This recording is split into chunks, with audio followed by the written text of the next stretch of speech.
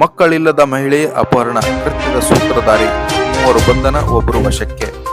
S ವೀಕ್ಷಕರೇ, 30 ಗಂಟೆಯಲ್ಲಿ ತಾಯಿ ಮಡಿಲು ಸೇರಿದ ಹಸುಳೆ. ಇಲ್ಲಿನ ಗುಲ್ಬರ್ಗ ವೈದ್ಯಕೀಯ ವಿಜ್ಞಾನ ಸಂಸ್ಥೆ ಜಿಮ್ಸ್ ಆವರಣದಲ್ಲಿ ತಾಯಿ ಮತ್ತು ಮಕ್ಕಳ ಚಿಕಿತ್ಸಾ ವಿಭಾಗದಿಂದ ಸೋಮವಾರ ಮಧ್ಯಾಹ್ನ ಅಪಹರಣವಾಗಿದ್ದ ನವಜಾತ ಗಂಡು ಶಿಶುವನ್ನು ಕ್ಷಿಪ್ರ ಕಾರ್ಯಾಚರಣೆ ನಡೆಸಿ ಪೊಲೀಸ್ ಅಧಿಕಾರಿಗಳ ನೇತೃತ್ವದ ತಂಡ ಬುಧವಾರ ಬೆಳಗ್ಗೆ ಶಿಶುವನ್ನು ಪುನಃ ತಾಯಿ ಕಸ್ತೂರಿ ಮಡಿಲು ಸೇರಿಸಿತು. ಸಂಘಟಿತರಾಗಿ ಕಾರ್ಯಾಚರಣೆ ನಡೆಸಿದ ಪೊಲೀಸರು ಕೃತ್ಯ ನಡೆದ 30 ಗಂಟೆಗಳಲ್ಲಿ ಆರೋಪಿಗಳಾದ ಉಮೇರಾ ಅವೇಜ್, ನಸ್ರಿನ್ ಬಾನು ಅಬ್ದುಲ್ ಹಾಗೂ ಫಾತಿಮಾ ಫಯಾಜ್ ಅವರನ್ನು ಬಂಧಿಸಿದ್ದಾರೆ. ಅಪಹರಣಕ್ಕೆ ಮುಂಗಡವಾಗಿ 25,000 ಕೊಟ್ಟ ಮಹಿಳೆಯು ಪೊಲೀಸ್ ವಶದಲ್ಲಿದ್ದಾರೆ. ಪೊಲೀಸ್ ಅಧಿಕಾರಿ ಸಿಬ್ಬಂದಿಯನ್ನು ಪೊಲೀಸ್ ಕಮಿಷನರ್ ಶರಣಬಸಪ್ಪ ಎಸ್ಡಿ ಅವರು ಅಭಿನಂದಿಸಿದರು. ಪತ್ರಿಕಾಗೋಷ್ಠಿಯಲ್ಲಿ ಮಾತನಾಡಿದ ಶರಣಬಸಪ್ಪ ಎಸ್ಡಿ, ಎಂಎಸ್ಕೆ ಮಿಲ್ ಬಡಾವಣೆಯ ಮಹಿಳೆಯೊಬ್ಬರಿಗೆ ಮಕ್ಕಳಾಗಿರಲಿಲ್ಲ. ತನಗೆ ಪರಿಚಯವಿರುವ ಉಮೇರಾ, ನಸ್ರಿನ್ ಹಾಗೂ ಫಾತಿಮಾರ ಮೊರೆ ಹೋದಳು. ನವಜಾತ್ ಗಂಡು ಶಿಶು ತಂದುಕೊಡುವಂತೆ 50,000 ಡೀಲ್ ಮಾಡಿ 25,000 ಮುಂಗಡವಾಗಿ ಕೊಟ್ಟಿದ್ದರು ಎಂದು ತಿಳಿಸಿದರು. ಈ ಸಂದರ್ಭದಲ್ಲಿ ಡಿಸಿಪಿಗಳಾದ ಕನಿಕಾ ಸಿಕ್ರಿವಾಲ್, ಪ್ರವೀಣ್ ಎಚ್ ನಾಯಕ್ ಸೇರಿ ತನಿಖಾ ತಂಡ ಅಧಿಕಾರಿಗಳು, ಸಿಬ್ಬಂದಿ ಉಪಸ್ಥಿತರಿದ್ದರು. ಬ್ರಹ್ಮಪುರ ಪೊಲೀಸ್ ಸ್ಟೇಷನ್ ವ್ಯಾಪ್ತಿಯಲ್ಲಿ ಒಂದು ನವಜಾತ ಶಿಶು ಅಪಹರಣ ಪ್ರಕರಣ ವರದಿಯಾಗಿತ್ತು. ಇದು ನಮ್ಮ ನಗರದ ಸರ್ಕಾರಿ ಜಿಲ್ಲಾಸ್ಪತ್ರೆಯಲ್ಲಿ ಸೋಮವಾರ ಬೆಳಗಿನ ಜಾವ ಜನಿಸಿದ ಒಂದು ನವಜಾತ ಗಂಡು ಮಗು. ಅದನ್ನು ಮಧ್ಯಾಹ್ನ ಒಂದು 3 ಗಂಟೆ ಸುಮಾರಿಗೆ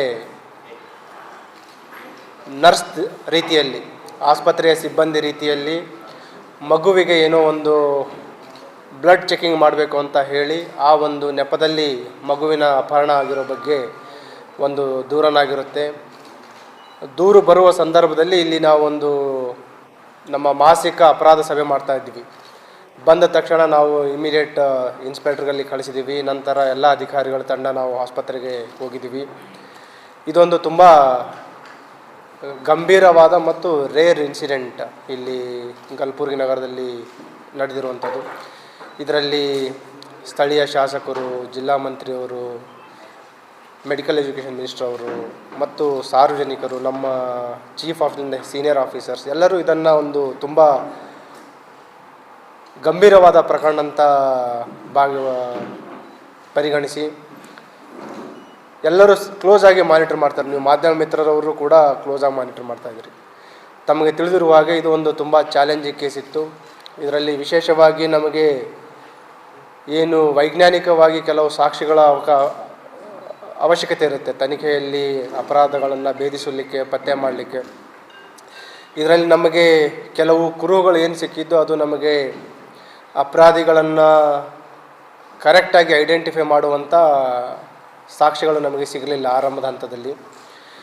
ಹಾಗಾಗಿ ನಾವು ಪ್ರಥಮವಾಗಿ ಏನು ಒಂದು 3 ತಂಡಗಳನ್ನು ಮಾಡಿದ್ದೀವಿ.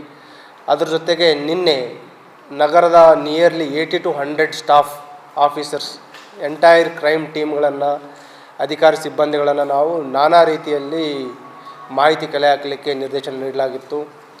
ಅದರ ಒಂದು ಕಲೆಕ್ಟಿವ್ ಟೀಮ್ ಎಫರ್ಟ್ಲಿಂದ ನಾವು ಮಗುವನ್ನು ಸುರಕ್ಷಿತವಾಗಿ ರಕ್ಷಿಸಿ ಆ ಪೇರೆಂಟ್ಸಿಗೆ ಒಪ್ಪಿಸುವಲ್ಲಿ ನಮ್ಮ ತಂಡ ಯಶಸ್ವಿಯಾಗಿದೆ. ಅದಕ್ಕೆ ನಾನು ನಮ್ಮೆಲ್ಲ ಅಧಿಕಾರಿ ಸಿಬ್ಬಂದಿಯವರಿಗೆ ಅಭಿನಂದನೆ ಸಲ್ಲಿಸಲಿಕ್ಕೆ ಇಷ್ಟಪಡ್ತಾ ಇದ್ದೀನಿ.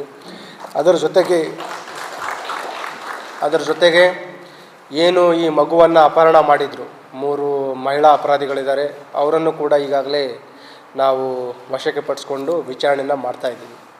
ಈಗ ಪ್ರಾಥಮಿಕವಾಗಿ ನಮಗೆ ತಿಳಿದು ಬಂದಿರೋದೇನಂತಂದರೆ, ಇದರಲ್ಲಿ ಏನು ಈಗ 3 ಜನ ಬಂಧಿತರಾಗಿರುವ ಮಹಿಳಾ ಅಪರಾಧಿಗಳಿದ್ದಾರೆ, ಅವರು 50,000 ರೂಪಾಯಿಗೆ ಒಂದು ಮಗುವನ್ನು ಕೊಡಲಿಕ್ಕೆ ಅವರು ಡೀಲನ್ನು ಮಾಡಿರ್ತಾರೆ. ಒಬ್ಬ ಮಹಿಳೆಗೆ ಸುಮಾರು 5 ರಿಂದ 7 ವರ್ಷದಿಂದ ಮಗುವಾಗಿರಲಿಲ್ಲ, ಅವರಿಗೆ ಒಂದು ಮಗು ಬೇಕಾಗಿರುತ್ತೆ. ಆ ಹಿನ್ನೆಲೆಯಲ್ಲಿ ಅವರಿಗೆ ಚಿರಪರಿಚಿತ ಇರೋರು ಈಗ ಆರೋಪಿಗಳಿಗೆ ಪರಿಚಯ ಆಗ್ತಾರೆ. ಪ್ರಾಥಮಿಕವಾಗಿ ಏನು ನಮ್ಮದು ಚೈಲ್ಡ್ ಹೋಮ್ ಇದೆ, ಅಡಾಪ್ಷನ್ ಪ್ರೊಸೆಸ್ ಮುಖಾಂತರ ಇವರಿಗೆ ಮಗು ಪಡಲಿಕ್ಕೆ ಪ್ರಯತ್ನ ಮಾಡ್ತಾರೆ. ಅದರಲ್ಲಿ 2 ಇದೆ. ಒಂದು ಇವರಿಗೆ ಬೇಕಾಗಿರುವಂಥದ್ದು ಗಂಡು ಮಗು. ಅಲ್ಲಿ ಅಡಾಪ್ಷನ್ ಸೆಂಟ್ರಲ್ಲಿ ರೂಲ್ಸ್ ಪ್ರಕಾರ ಪ್ರಥಮ ಅಡಾಪ್ಷನಿಗೆ ಫಸ್ಟ್ ಗರ್ಲ್ ಚೈಲ್ಡನ್ನು ನೀಡ್ತಾರೆ. ಅದ್ರ ಜೊತೆಗೆ ನಿಯಮಗಳ ಪ್ರಕಾರ waiting period more than 1 year, 1.5 year ಇರುತ್ತೆ. ಅದಕ್ಕೆ ಶಾರ್ಟ್ಕಟ್ಟಾಗಿ ಇವ್ರ ಮೇಲೆ ಏನು ಇವರು ಆಲ್ರೆಡಿ 50,000 ರುಪೀಸ್ ಮಾತಾಡಿರ್ತಾರೆ, ಅದರ ಬೆನ್ನಲ್ಲಿ ಅದರ ಹಿನ್ನೆಲೆಯಲ್ಲಿನೇ 25,000 ಆಲ್ರೆಡಿ ಇವರು ಅಡ್ವಾನ್ಸ್ ಅಮೌಂಟನ್ನು ತೊಗೊಂಡಿರ್ತಾರೆ. ಮತ್ತು ಅವರಿಂದ ಇವ್ರ ಮೇಲೆ ಒತ್ತಡನೂ ಇರುತ್ತೆ, ಆದಷ್ಟು ಬೇಗ ಮಗು ಬೇಕಂತ. ಸೊ ಇನ್ಸಿಡೆಂಟ್ ಆಗಿದ್ದು ಸೋಮವಾರ ಮಧ್ಯಾಹ್ನ ಅರೌಂಡ್ 1:30 to 3. ನಮ್ಮ ತನಿಖೆಯಿಂದ ಬೆಳಕಿಗೆ ಬಂದಿರೋದಂತಂದರೆ ಇವರು ಸಂಡೇ ನೈಟ್ ಕೂಡ ಒಂದು ಅಟೆಂಪ್ಟ್ ಮಾಡಿರ್ತಾರೆ. ಸಂಡೇ ನೈಟ್ ಬಿಟ್ವೀನ್ 12 to 12:30 ಆಸ್ಪತ್ರೆ ಹೋಗಿರ್ತಾರೆ. ಆವಾಗ ಅದು ಯಶಸ್ವಿ ಆಗಲ್ಲ. ನಂತರ ಸೋಮವಾರ ದಿನದ ಟೈಮಲ್ಲಿ ಏನು ಆಸ್ಪತ್ರೆ ಸಿಬ್ಬಂದಿಯವರ ಶಿಫ್ಟಿಂಗ್ ಟೈಮ್ ಇರುತ್ತೆ, ಆ ಸಂದರ್ಭದಲ್ಲಿ ಇವರು ತಮಗೆಲ್ಲ ಗೊತ್ತಿದೆ, ಬೇಸಿಕಲಿ ಅವರು ಡಾಕ್ಟರ್ಸ್ ಥರ ಸ್ಟಾಫ್ ನರ್ಸ್ ಥರ ಒಂದು ವೈಟ್ ಆ್ಯಪ್ರನ್ ಕೂಡ ಹಾಕ್ಕೊಂಡು ಅಲ್ಲಿ ಹೋಗಿ ಬ್ಲಡ್ ಪ್ರೊಫೈಲ್ ಮಾಡಬೇಕು, ಇವ್ರ ಮೆಡಿಕಲ್ ಚೆಕ್ ಮಾಡಿಸ್ಬೇಕಂತ ಹೇಳ್ಕೊಂಡು ಇವರಿಗೆ ಮಗುವನ್ನು ತೆಗೆದುಕೊಂಡು ಹೋಗ್ತಾರೆ. ಇವ್ರ ಜೊತೆ ಆ ಮಗುವಿನ ಅಟೆಂಡರ್ ಬಂದಿರ್ತಾರೆ, ರಿಲೇಟಿವ್ ಬಂದಾಗಲೂ ಅವರಿಗೆ ಇವರು ಅಟೆನ್ಷನ್ ಡೈವರ್ಷನ್ ಮಾಡ್ತಾರೆ. ಏನಂತಂದರೆ ಈ ತಾಯಿದು ಮತ್ತು ಮಗುದು ಡಾಕ್ಯುಮೆಂಟ್ಸ್ ತರಬೇಕು, ಅದು ತಂದಿದ್ದೀರಾ ಅಂತ ಕೇಳ್ತಾರೆ. ಇಲ್ಲ ಅಂದರೆ ನೀವು ಹೋಗಿ ತೊಗೊಂಡು ಬನ್ನಿ ಅಂತ ಹೇಳಿ ಮಗು ಇವ್ರ ಹತ್ರ ತೆಗೆದುಕೊಂಡು ಇವ್ರ ತಾಯಿ ಜೊತೆ ಯಾರು ಅಟೆಂಡ್ ಮಾಡಿರ್ತಾರೆ ಅವರು ತರದ್ರೊಳಗಡೆ ಇವರಲ್ಲಿಂದ ಪರಾರಿಯಾಗಿರ್ತಾರೆ. ನಾವು ಇದರಲ್ಲಿ ಸುಮಾರು ಆಟೋ ಚಾಲಕರು ಮತ್ತು ಸಾರ್ವಜನಿಕರಿಗೂ ಕೂಡ ನಾವು ಇಲ್ಲಿ ಸ್ಮರಿಸಬೇಕಾಗುತ್ತೆ.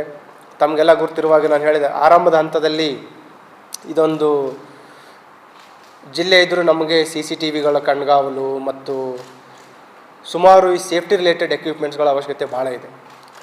ನಮಗೆ ದೊರೆತ ಕೆಲವು ದಾಖಲಾತಿಗಳು, ಇನ್ನು ಎವಿಡೆನ್ಸಸ್ಗಳಿತ್ತು, ಅದು ಕ್ಲಿಯರ್ ಕಟ್ ಇರಲಿಲ್ಲ. ಈಗ ಈವನ್ CCTV ರೆಸೊಲ್ಯೂಷನ್ ನಮ್ಮ ಹತ್ರ ಇದ್ದದ್ದು ಕ್ಲಿಯರ್ ಇರಲಿಲ್ಲ. ಒಂದು ಆಟೋದಲ್ಲಿ ಸಾಗಿರೋ ಬಗ್ಗೆ ನಮ್ಗೆ ಮಾಹಿತಿ ಬರುತ್ತೆ. ಮಾಧ್ಯಮದಲ್ಲಿ ಬಿತ್ತರಿಕೆ ಆಗಿರುವ ಕೆಲವು ವರದಿಗಳ ಪ್ರಕಾರ ಮತ್ತು ಕೆಲವು ನಾವೆಲ್ಲ ವೆಂಟ್ ಔಟ್ರೈಟ್ ಎಲ್ಲ ಆಟೋ ಚಾಲಕರು ಅಸೋಸಿಯೇಷನ್ಗಳಿಗೆಲ್ಲ ರೀಚ್ ಆದೀವಿ. ಇದೊಂದು ಎಲೆಕ್ಟ್ರಿಕ್ ಆಟೋದಲ್ಲಿ ಅವರು ಸಾಗಣೆ ಮಾಡಿರೋದು ಮಾಹಿತಿ ಬಂತು. ಅದರ ಮೇರೆಗೆ ಆ ಡ್ರೈವರ್ಗಳ ಒಂದು ಕುರುಹುಗಳು ಸಿಗುತ್ತೆ, ಅವ್ರ ಬಾಡಿ ಫಿಸಿಕ್. ಅದ್ರ ಮೇಲೆ ನಾವು ಮಾಹಿತಿ ಕಲೆ ಹಾಕಿದಾಗ ಆಟೋ ಡ್ರೈವರ್ ವಾಲಂಟ್ರಿಯಾಗಿ ಬಂದರು. ವಾಲಂಟ್ರಿಯಾಗಿ ಬಂದು ನೋಡಿದಾಗ ಇವರೇನು ಮಹಿಳೆ ಏನು ಅಪಹರಣ ಮಾಡಿದ್ರು, ಒಬ್ಬರು ಮಹಿಳೆ ಆಟೋ ಹತ್ತಿರ್ತಾರೆ.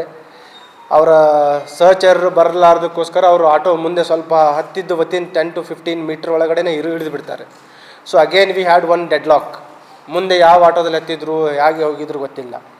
ಅದ್ರ ಜೊತೆಗೆ ಈ ಮಾಧ್ಯಮದಲ್ಲಿ ಬಂದ ನಂತರ ಸುಮಾರು ಜನ ನಮಗೆ ಕರೆ ಮಾಡಲಿಕ್ಕೆ ಸ್ಟಾರ್ಟ್ ಮಾಡಿದ್ರು. ಚೈಲ್ಡ್ ಲೈನಿಗೆ ಕರೆ ಮಾಡಿದರು, ನಮ್ಮ 112 ಕರೆ ಮಾಡಿದರು, ಡೈರೆಕ್ಟ್ ನೇರವಾಗಿ ನಮ್ಗೆ ಕರೆ ಮಾಡಿದರು. ಈ ರೀತಿ ಸಸ್ಪಿಷಿಯಸ್ ಮಗು ತೊಗೊಂಡು ಹೋಗ್ತಾ ಇರೋರು ನಾವು ಯಾದಗಿರಿಯಲ್ಲಿ ನೋಡಿದ್ದೀವಿ, ಶಾಬಾದಲ್ಲಿ ನೋಡಿದ್ದೀವಿ, ಕೆಲವರು ಬೆಂಗಳೂರು ಅಂತ ಹೇಳಿದರು, ಕೆಲವರು ಹೈದರಾಬಾದ್ ಕಡೆ ಹೋಗ್ತಾ ಇದ್ದಾರೆ ಅಂತ ಹೇಳಿದರು.